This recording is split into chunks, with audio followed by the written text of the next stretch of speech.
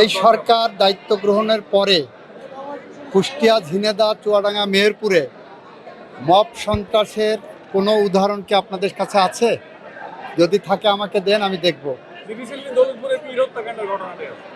এগুলো বিচ্ছিন্ন ঘটনা, এটা মব সন্ত্রাস হিসেবে দেখবেন কিনা জানা, বিচ্ছিন্ন ঘটনা এবং তাৎক্ষণিকভাবে প্রশাসন যা ব্যবস্থা নেওয়ার দরকার নিয়েছে।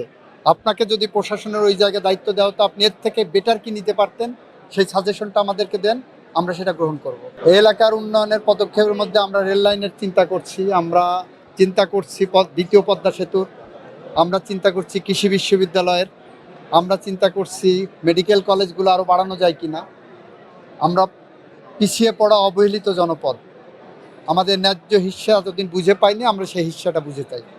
আমরা রেল লাইনেরটা অনেক দূরে গিয়েছে, কোনটা আগে হবে বলতে পারছি না, পাতে গিয়েছে কিছু।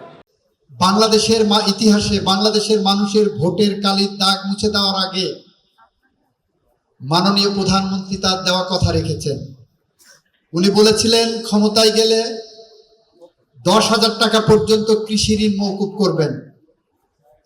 আমরা প্রায় 11 লক্ষ কৃষকের 1,500 কোটি টাকা পর্যন্ত, 10,000 পর্যন্ত যাদের ঋণ ছিল তাদের কৃষি ঋণ মওকুফ করেছি প্রথম ক্যাবিনেট মিটিংয়ে।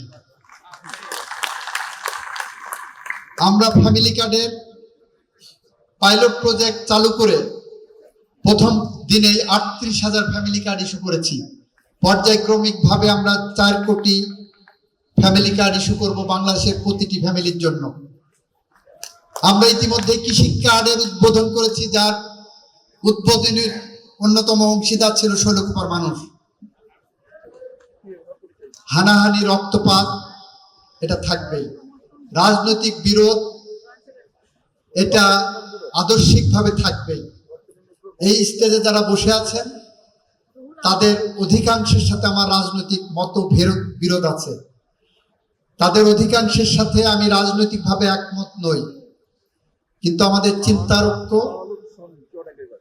আমাদের ভাবনা, সবার ভাবনা কিন্তু এই অঞ্চলের মানুষের উন্নয়ন নিয়ে।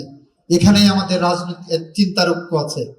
এই উন্নয়নের ঐক্যকে ধারণ করেই আমরা একে অন্যের সাথে হাত মিলিয়ে এগিয়ে যাব।